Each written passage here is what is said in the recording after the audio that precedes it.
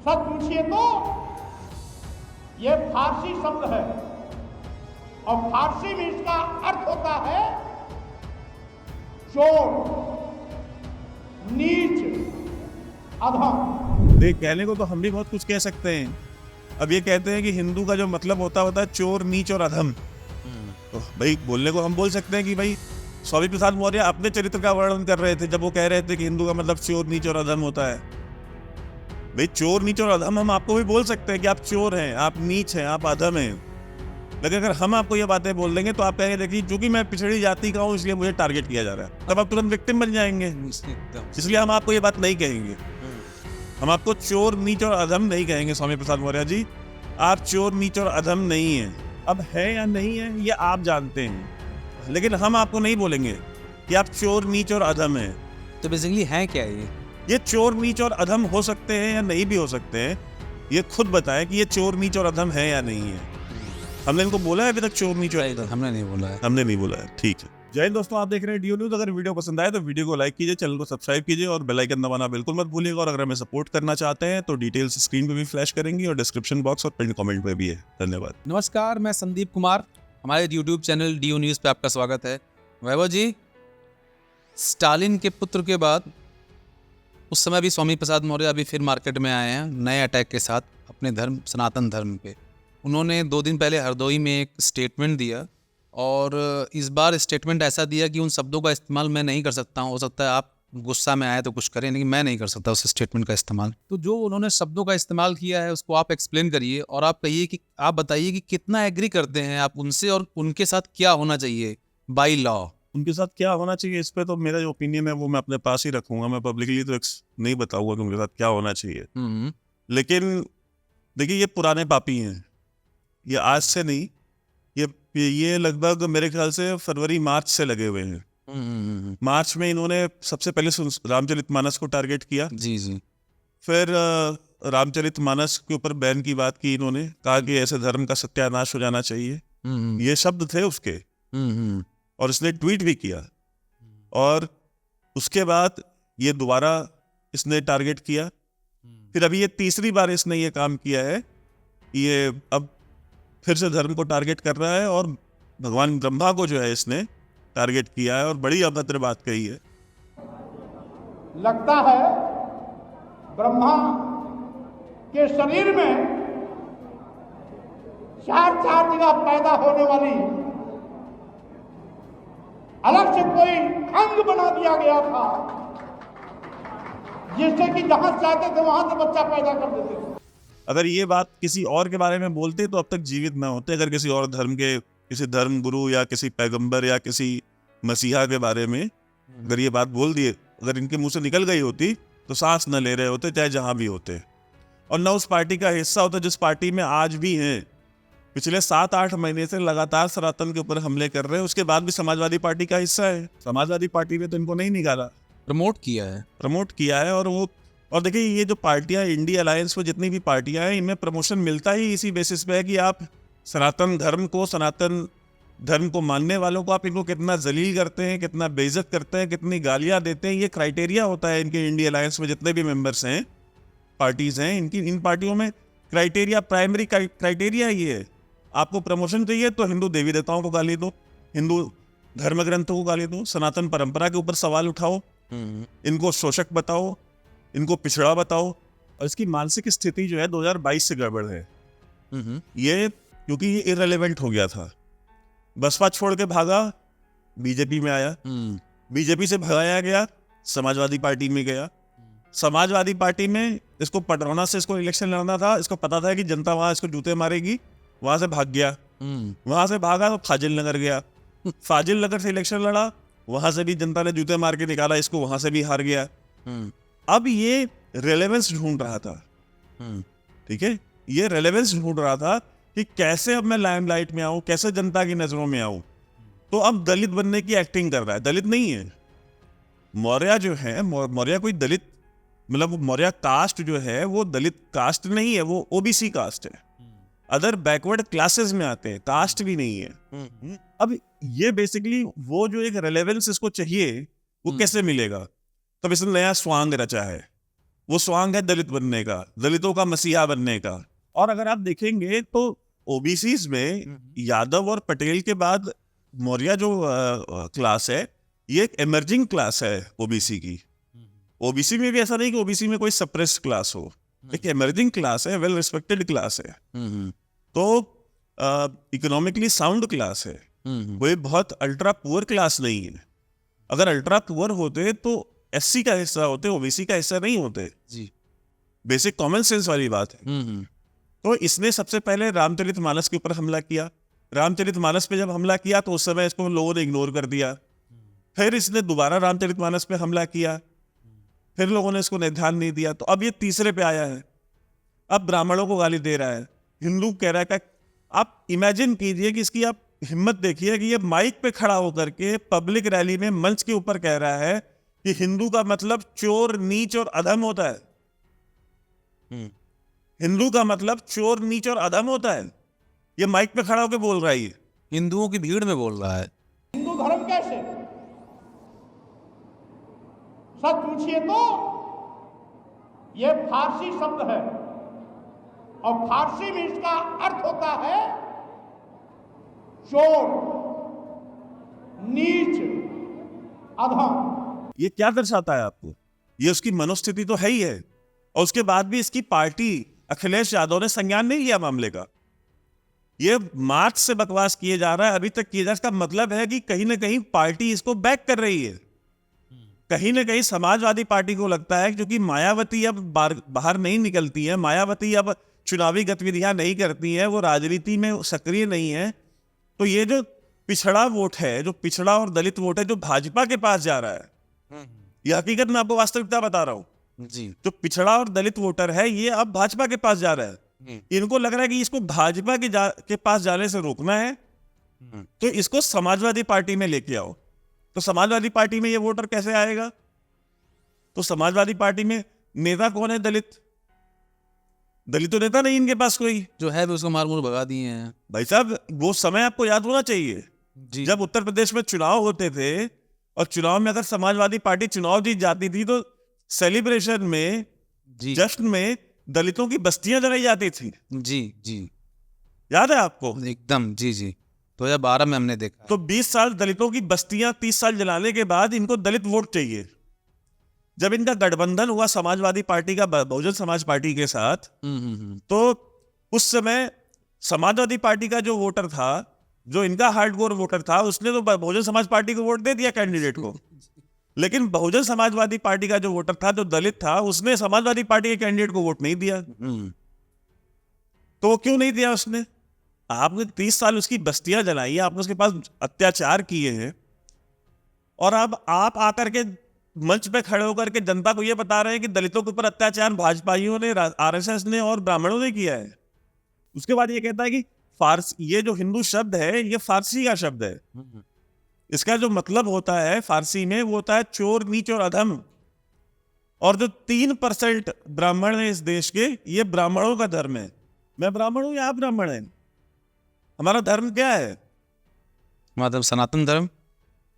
और इनके हिसाब से ये जो धर्म हम फॉलो कर रहे हैं, ये ब्राह्मणों का धर्म है। इनके कह देने से ब्राह्मणों का धर्म हो जाता है। तो इनका जो एजेंडा है, वो एजेंडा बेसिकली वो दलित वोट है। दलित कोई इनको वोट देने को तैयार नहीं। वो कहता है भाई साहब हम तो भारतीय जनता पार्टी को वोट देंगे, हम कांग्रेस को वोट दे देंगे, हम किसी और पार्टी को वोट दे देंगे, सपा को नहीं, समाजवादी पार्टी को वोट नहीं देंगे। क्योंकि उसको नहीं पता कि 2000 साल पहले जो आप थ्योरी फ्लोट करते हैं कि 2000 साल पहले किसी ब्राह्मण ने उनके ऊपर अत्याचार किया था, उसका उनको नहीं पता। लेकिन उनको यह पता है कि पिछले 30 साल से उनके ऊपर अत्याचार किसने किया है।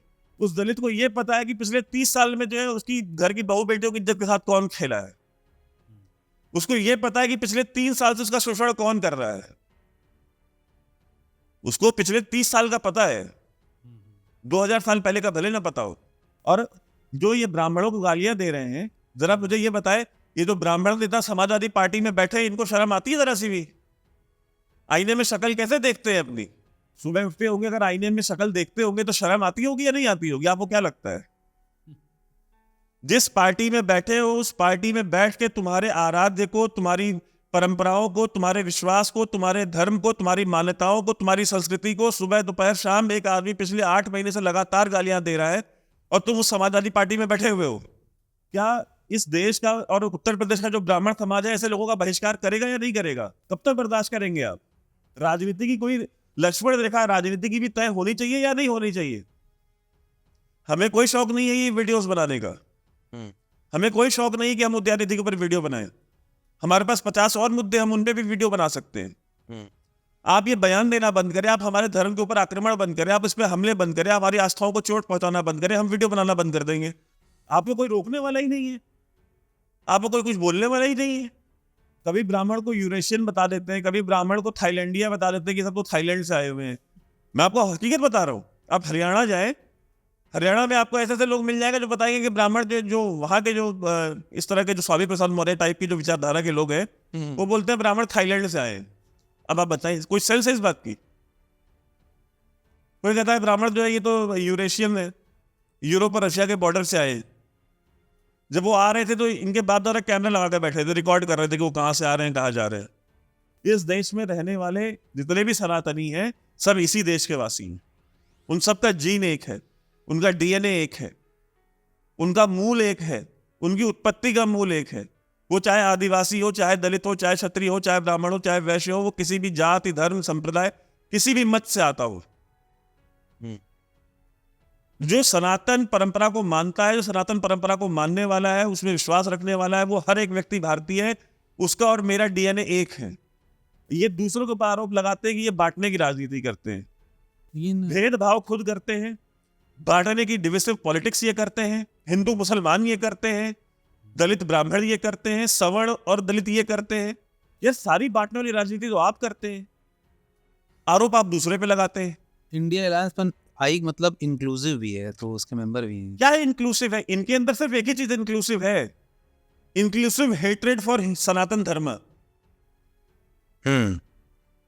इंक्लूसिव हेट्रेड फॉर सनातन धर्म, बस ये एक चीज इनके अंदर है और कुछ भी नहीं है इनके अंदर। और मैं आपको आप ये भी देखिए, इसने इसी बयान में, इसी पब्लिक रैली में, अपने जो मंच पर खड़ा होकर बोला था, ब्रह्मा जी के बारे में इसने क्या बोला? मैं तो नहीं रिपीट करता हूं, वीडियो चला दीजिए। लगता है ब्रह्मा के शरीर में 4 जगह पैदा होने वाली अलग से कोई अंग बना दिया गया था, जिससे कि जहां चाहते थे वहां से बच्चा पैदा कर देते थे। ये स्टेटमेंट मैं जीसस क्राइस्ट के बारे में दे सकता हूं? ये स्टेटमेंट मैं अल्लाह या पैगंबर मोहम्मद के बारे में दे सकता हूं? मेरी बात छोड़ दीजिए, मैं तो नहीं दूंगा। मैं तो किसी भी धर्म के बारे में कुछ नहीं बोलूंगा। भाई वो उनकी आस्था का विषय है, वो माने जिनको मानना है। क्या स्वामी प्रसाद मौर्य यही स्टेटमेंट दूसरे धर्मों के बारे में दे सकते हैं? अगर अपनी माँ का दूध पिया वो दे के दिखाएं। और यही अखिलेश यादव जो पिछले 8 महीने से सत्तू पी के सो रहे हैं, उनको सुनाई नहीं दे रहा कि स्वामी प्रसाद मौर्य क्या बोल रहा है। उन्होंने तो उनको एमएलसी बना दिया। वही अखिलेश यादव जो है 1 मिनट नहीं रहने देंगे समाजवादी पार्टी में इसको, 1 मिनट। अगर किसी दूसरे धर्म के बारे में इसने अगर यही सेम स्टेटमेंट दे दी तो इन्होंने ये मान लिया है कि जो हिंदू वोटर है, हिंदू वोटर कोई फर्क नहीं पड़ता है। ब्राह्मणों को क्या फर्क पड़ेगा, हम इनको 150 गाली दे, रोज दे। हमको भाई उसने तो अपने कैंडिडेट को वोट दे रहा है, उसका कैंडिडेट ब्राह्मण होगा। ये इनकी गलत फहमियां हैं। सही। इनका ये अभी होश में आए नहीं है 9 साल में। इनकी गलत फहमियां दूर करने की रिस्पॉन्सिबिलिटी सिर्फ और सिर्फ हम सनातनियों के ऊपर है। स्वामी प्रसाद मौर्य का नाम, अपना नाम बदल लेना। इतनी प्रॉब्लम है सनातन धर्म से, खुद तुमको तुम्हारे अपने खुद के मौर्य समाज के लोग वोट नहीं देते, इलेक्शन हारते हो, कॉन्स्टिट्यूएंसी एक छोड़ के भागते हो, दूसरी भागते हो, तीसरी पे जाते हो, कहीं तुमको वोट नहीं मिलता। अब तुम्हें दलित बनना है, अब दलित बनकर तुमको वोट लेना है। अच्छा, ये इस देश में एक ऐसी विचारधारा चल रही है कि अगर दलित का नेता बनना है तो हिंदू धर्म को गाली दो। ये देखिए, ये खुद को एक दलित नेता के रूप में स्थापित करने की, ये कहते हैं ना, एक प्री रिक्विजिट बन गया है। मतलब कि ये कंडीशन है, अगर आप ये कंडीशन पूरी करते हैं तभी आप दलितों के नेता बन पाएंगे। मायावती भी स्टार्ट हुई, तिलक तराजू और तलवार इनको मारो जूते चाहे। लेकिन फिर वही मायावती सतीश चंद्र मिश्रा को लेके आई सुपर सीएम बना करके। जी। अगर तिलक तराजू और तलवार को ही जूते मारने थे तो फिर सतीश चंद्र मिश्रा को क्यों लेके आई, फिर धनंजय सिंह जैसे बाहुबलियों को क्यों सांसद बनाया? इवन शशांक सिंह जो उनके कैबिनेट सेक्रेटरी थे वो भी अपर कास्ट से। हाँ, तो इनको क्यों लेके आए थे? ये देखिए, ये सस्ती लोकप्रियता, क्योंकि होता ही है कि एंटी अपर कास्ट जो सेंटिमेंट है ना, वो तुरंत बिकता है। गाली तो तुरंत बिकता है मटेरियल, तो सस्ती लोकप्रियता, तुरंत आप फेमस होते हो। चंद्रशेखर ने क्या किया है? चंद्रशेखर नेता के रूप में स्थापित हो गया। उसको वोट कितने मिले नहीं मिले वो तो समय बताएगा, और समय ने बताया भी है कि जमानत जब्त होने की नौबत है इनकी सबकी। लेकिन उसको एक नेता के रूप में स्थापित कर दिया गया ना, क्योंकि जब आप सनातन को गाली देते हो, जो हिंदू परंपराएं हैं उनको गाली देते हो, हमारी संस्कृति को गाली देते हो, हमारे देवी देवताओं को गाली देते हो, तो सारी मीडिया आपको तुरंत कैमरा लेके पहुंच जाती है। फिर आपके लिए लेख लिखने लिए जाएंगे, फिर आपको पेरियार का जो है सक्सेसर बताया जाएगा। उदयनिधि को तो हम लोग जानते भी नहीं थे, उस स्टेटमेंट के बाद। उदयनिधि भाई आप देख लीजिए ना, उदयनिधि को किसने फेमस किया है? उदयनिधि को उत्तर भारत में भी सब लोग जान गए।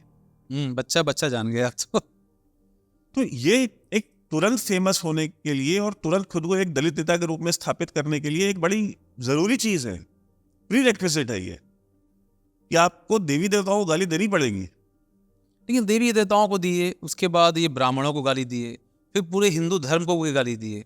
तो जो इनकी पार्टी में जो इनके गिने चुने नेता हैं, जैसे अनुराग भदौरिया हो गए, फिर अभिषेक मिश्रा हो गए, वो तो उनके अगले सदों के मित्र भी हैं, IP सिंह हो गए, हमेशा ट्विटर पे एक्टिव रहते हैं, इन सब से राय नहीं ली जाती क्या? भाई मैं तो पूछ रहा हूँ सवाल ना, मैं तो पूछ रहा हूँ, जब सवर्णों को गाली दी जाती है, जब इन एक कास्ट स्पेसिफिक के लोगों को गाली दी जाती है, एक धर्म स्पेसिफिक को टारगेट किया जाता है, एक धर्म की ही किताब को टारगेट किया जाता है, रामचरितमानस को, कहता है कि ढोल गवार शूद्र पशु नारी ये सकल ताड़न के अधिकारी, कहता है इसको हमको मारने के लिए कहा गया है।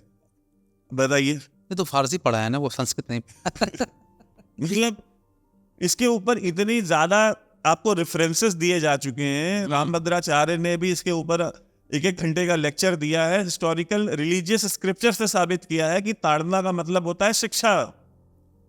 ताड़ना का मतलब ये नहीं है कि मारा जाए, ये बेसिकली क्या है, डिस्टॉर्ट करते हैं चीजों को। ये डिस्टॉर्ट करते हैं कि भाई इनको शिक्षित किया जाए, इनको शिक्षित करके ट्रेन किया जाए, उसको आप किसी भी तरीके से ले लीजिए। लेकिन ये जैसे कि और जो रिलीजन के जो बुक्स हैं, जैसे बाइबल हो गई, फिर कुरान हो गई। देखिए संदीप, मैं 150 यही रखी हुई है पीछे किताबें, बाइबल भी रखी है, कुरान भी रखी है, हदीसें भी सारी रखी हुई हैं। मैं खोल करके अभी यहाँ पे जो है कम से कम 150 एग्जाम्पल्स दे दूंगा जी, जिसको बड़े से बड़े जो इनके धर्म गुरु है वो डिफेंड नहीं कर सकते, आए बाएं साए करने लगेंगे जी। उसको पता कि नहीं इसका मतलब ये नहीं है, इसका तर्जुमा ये नहीं है, इसका मतलब ये है, इसका कॉन्टेक्स्ट ये है, फिर वो उसमें चले जाते हैं। लेकिन हमें वो क्यों करना है यार? इस देश दुनिया में 1 अरब 1.5 अरब लोग हैं जो इस्लाम को मानने वाले हैं, 1-1.5 अरब है जो ईसाइयत को मानने वाले हैं, वो माने। हम जो 1-1.5 अरब हिंदू हैं यार, हमको चैन से जीने दो। मतलब हम कोई बहुत चीज डिमांड कर रहे हैं क्या? हम नहीं जा रहे तुमको पोक करने, हम नहीं जा रहे तुम्हारे अंदर कीड़े निकालने। क्या अखिलेश इनको छोड़ दिया है कि जाओ? अखिलेश यादव को भाई तो मैं कह रहा हूँ, इनको जो पेट में दर्द है सबसे बड़ा वो ये है कि ये जो दलित वोटर जो है भाजपा की तरफ जा रहा है। ये भाजपा की तरफ क्यों जा रहा है? ये हमारी तरफ क्यों नहीं आ रहा? ये अब पहले ये सिर्फ यादवों की राजनीति करते थे। MY समीकरण था, ये सब जानते हैं, पॉपुलर है। मुस्लिम और यादव, इनका था कि मुस्लिम यादव हमारा कोर वोटर बेस है, और ब्राह्मण या क्षत्रिय में से कोई एक कास्ट अगर हम तोड़ के ले आए तो हमारी सरकार बन जाएगी, और बनती थी। ठीक है, भाजपा ने ये सारे के सारे इनके जो समीकरण थे ना वो ध्वस्त कर दिए। बुलडोजर बाबा ने बुलडोजर चला दिया इनके सारे समीकरणों पे। उन्होंने कहा एक ही नारा, एक ही नाम, जय श्री राम, जय श्री राम। अब जनता ने वो बाई कर लिया, और उन्होंने ऐसा भी नहीं कि सिर्फ नारे दिए, उन्होंने डिलीवर किया है। लॉ एंड ऑर्डर हो, विकास हो, इंफ्रास्ट्रक्चर आप देख लीजिए, शिक्षा देख लीजिए, सबसे बड़ी चीज तो लॉ एंड ऑर्डर। इस देश में अपराधी माफिया खत्म कर दिए उन्होंने। और ये सारे अपराधी माफिया, मेजॉरिटी ऑफ माफिया कौन सी पार्टी के मेंबर थे? कौन सी पार्टी से विधायक और सांसद हुआ करते थे? समाजवादी पार्टी। माफियाओं की पार्टी कही जाती थी। कोई भी माफिया है, हम कोई केरल से नहीं आए हैं, हम इसी उत्तर प्रदेश में जन्म लिए, इसी उत्तर प्रदेश में पले बढ़े हैं। हमको पता है कि माफियाओं की पार्टी एक ही थी उत्तर प्रदेश में, समाजवादी पार्टी। अरे गाड़ियों की कैवलगेट चलती थी भाई, एक एक अब माफिया के साथ साथ पीछे पीछे। तो उन्होंने सब ध्वस्त कर दिया है, ऊपर से डिमोनेटाइजेशन हो गया, वो ऊपर से इलेक्शन के पहले इनके यहाँ रेड पड़ गई इनके स्पॉन्सर के यहाँ। 250 करोड़। अब दलित जो है भाई, दलितों को फ्री का गैस कनेक्शन मिला, बिजली मिली, गांव में 18-20 घंटे बिजली मिल रही है, सबसे बड़ी बात पक्का घर जो मिला, पक्का घर मिला, वॉशरूम मिला। 2 सबसे ज्यादा बलात्कार, सबसे ज्यादा जो है कि दुर्व्यवहार की घटनाएं जो स्त्रियों के साथ, महिलाओं के साथ गांव में होती थी, खासतौर पे दलित बच्चियों के साथ, वो कहाँ होती थी? वो शौच जाते समय होती थी, क्योंकि वो समय ऐसा होता था कि ना, वो सूर्योदय से पहले का समय होता था, जी जी, और लोग नहीं होते थे। तो उस समय जोर जबरदस्ती करने का सबसे, कहते ना, सबसे माकूल समय हुआ करता था। वो समस्या उनकी सॉल्व कर दी हमने। तो दलित जो है वो भाजपा को ही वोट देगा ना, वो इनको क्यों वोट देगा? तो अब इनको दलित एक्टर चाहिए था, तो दलित एक्टिविस्ट तो मिला नहीं, एक्टर ले आए हैं। अब हम कुछ बोलेंगे इनको, ये गाली दे रहे हैं, हम कुछ बोल देंगे इनको तो ये तुरंत कह देंगे। देख, कहने को तो हम भी बहुत कुछ कह सकते हैं। अब ये कहते हैं कि हिंदू का जो मतलब होता है चोर, नीच और अधम। तो भाई बोलने को हम बोल सकते हैं कि भाई स्वामी प्रसाद मौर्य अपने चरित्र का वर्णन कर रहे थे जब वो कह रहे थे कि हिंदू का मतलब चोर, नीच और अधम होता है। भाई चोर, नीच और अधम हम आपको भी बोल सकते हैं कि आप चोर हैं, आप नीच हैं, आप अधम हैं। लेकिन अगर हम आपको ये बातें बोल देंगे तो आप कहेंगे देखिए क्योंकि मैं पिछड़ी जाति का हूं इसलिए मुझे टारगेट किया जा रहा है, तब आप तुरंत विक्टिम बन जाएंगे। एकदम, इसलिए हम आपको ये बात नहीं कहेंगे। हम आपको चोर, नीच और अधम नहीं कहेंगे। स्वामी प्रसाद मौर्य जी, आप चोर, नीच और अधम नहीं है। अब है या नहीं है ये आप जानते हैं, लेकिन हम आपको नहीं बोलेंगे कि आप चोर, नीच और अधम हैं। तो बेसिकली है क्या ये चोर, नीच और अधम हो सकते हैं या नहीं भी हो सकते हैं, ये खुद बताएं कि ये चोर, नीच और अधम है या नहीं है। हमने इनको बोला है अभी तक चोर, नीच और अधम? हमने नहीं बोला है। हमने नहीं बोला है, ठीक है। और इसी व्यक्ति ने ये भी कहा ना कि ब्रह्मा जी के शरीर में कि भाई ये इनके टांगों से पैदा हुए हैं, तो फला जाति के लोग उनके हाथों से पैदा हुए हैं, फला जाति के व्यक्ति उनके शीश से पैदा हुए हैं। तो ब्रह्मा जी के शरीर में पता नहीं, चलने लगता है कि 4-6 अलग 4 जगह शरीर में अलग अलग बन गई थी जहां से अलग अलग लोग पैदा हो रहे थे। और उसका बेसिकली उपहास उड़ा रहा है जी। इसका अगर 2% भी अगर ये बोल दे किसी और धर्म के धर्मगुरु के बारे में या पैगंबर के बारे में या किसी भी उनके गॉड के बारे में, तो खुद स्वामी प्रसाद मौर्य के शरीर में कितने छेद होंगे इनको पता नहीं चलेगा। हमारे बारे में बोल सकते हैं, ब्रह्मा जी के बारे में ये बोल सकते हैं कि ब्रह्मा जी के शरीर में 4 छेद अलग से हो गए थे, 4 जगहें अलग से बन गई थी बच्चे पैदा करने के लिए जी। उनके बारे में बोल सकते हैं। दूसरे धर्म के बारे में बोल के दिखाएं, 4000 छेद शरीर में कर दिए जाएंगे इनके, फिर हर जगह से निकालेंगे ये। फिर हर जगह से अलग अलग चीजें निकलेंगी।